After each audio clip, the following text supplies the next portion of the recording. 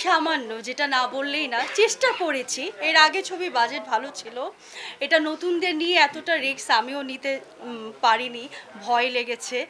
আর সবচেয়ে বড় কথা, মাঝখানে আমার ছেলের অনেক কিছু স্বপ্ন ছিল, অনেক কিছু বললাম না একটু আগে, নায়িকা 12টা থেকে এই পর্যন্ত অনেক স্বপ্ন ছিল, কিন্তু স্বপ্নগুলো আস্তে আস্তে নষ্ট হয়ে গেছে।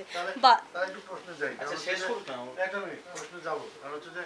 এই যে ধরেন যে একটা নায়িকা আপনি নিয়েছেন, আপনার একটা স্বপ্ন, এই যে তারা যে আপনার সিনেমার প্রচারণা আসছে না, সেটা আমার জনপ্রিয় না, তাহলে এইগুলোকে আপনার নিয়ে কেন সিনেমা?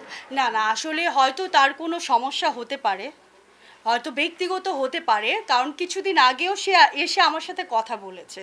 হয়তো যেহেতু মানুষের সমস্যা হতে পারে, আমি এটা বলতে পারছি না। একটু ক্লিয়ার করবেন, সিনেমা করার আগে ধরুন যে আমরা তো তাদেরকে তৃতীয় শ্রেণীর নায়িকা ধরি, সেটা টপ কেউ না, না তারা যখন সিনেমা আপনাদের যখন শুরু করবেন তখন তো আপনার পিছিয়ে 24 ঘন্টা পরে থাকবেন, এটা একটু ক্লিয়ার করবেন।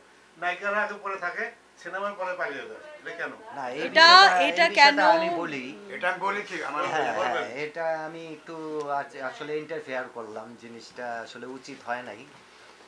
এগুলো হয় কি, মানুষের মোহ বলতে একটা জিনিস থাকে, আর আমি বিশেষ করে মনে করি আমরা ছোট থেকে হঠাৎ করে একটা বড় জায়গায় পড়লে একটু বেশি লাফালাফি করার চেষ্টা করি।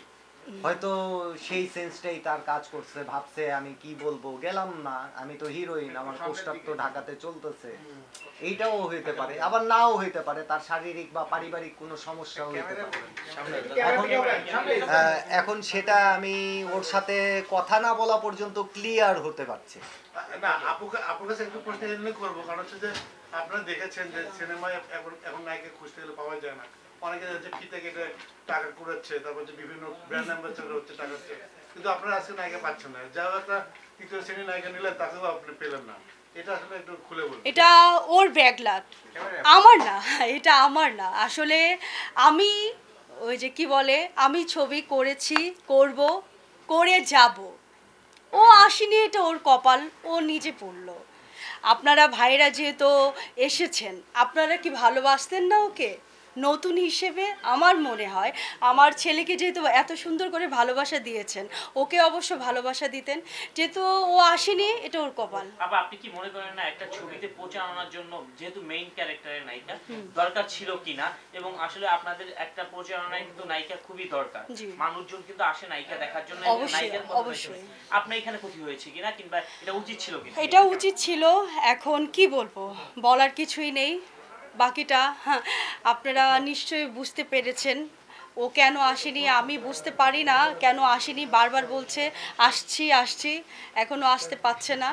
যাই হোক, আমি জানি না তার অসুস্থ কিনা, সে যদি অসুস্থ থাকে আমি দোয়া করব সে সুস্থ হয়ে যায়। তবু একটু শেয়ার করবেন যে এই ধরনের মানে যারা ছিল, মানে যারা এরকম ধরনের কাজ করে তাদেরকে নিয়ে আসলে কাজ থেকে বিরত থাকবেন কিনা, পরবর্তীতে না অ্যাকচুয়ালি আমি তো এখন তাকে জিজ্ঞেস করতে হবে সে অ্যাকচুয়ালি শরীরটা খারাপ কি না, বা তার কোনো দুর্ঘটনা ঘটেছে কি না, বা আমি তো জানি না।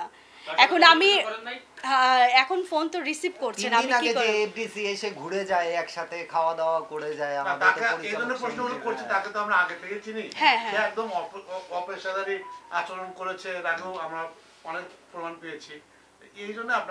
না না না না, এটা আমি আসলে আমি জানি না, এটা আমি জানি না। আমি তাকে মানে এমনভাবে সে আমার কাছে এসেছে একটা ছোট্ট একটা বাবুর মতো, তা আমি সেই ধরনের, আমি যেহেতু আমার ছেলে অভিনয় করেছে, আমি তো সেইভাবে আমার টিমটাকে দেখবো না।